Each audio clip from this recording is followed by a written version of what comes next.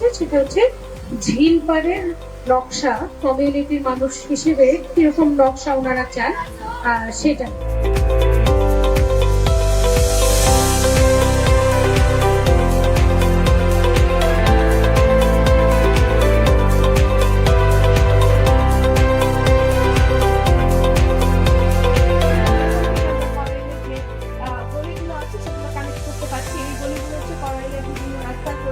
এবং গলির সাথে সাথে রয়েছে তাদের বাগান, তাদের ছোট ছোট কৃষি কাজ সবকিছু এখানে এটাকে কেন্দ্র করেই রয়েছে। একটা মানে আমাদের গোলসার বনানী এইসবের এলাকার একটা ড্রেনের পানি আমাদের ঝিলে পড়ে।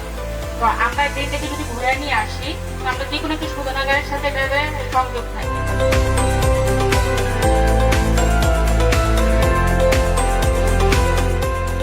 এখন লেকের পাড়ে আমরা যে রফিক চায়ের দোকানের পরে আমরা যে একটা জায়গা পাচ্ছি, সেই জায়গাকে আমরা কালকে 3টা লেয়ারে ভাগ করে কাজ করছি যে কৃষির জন্য।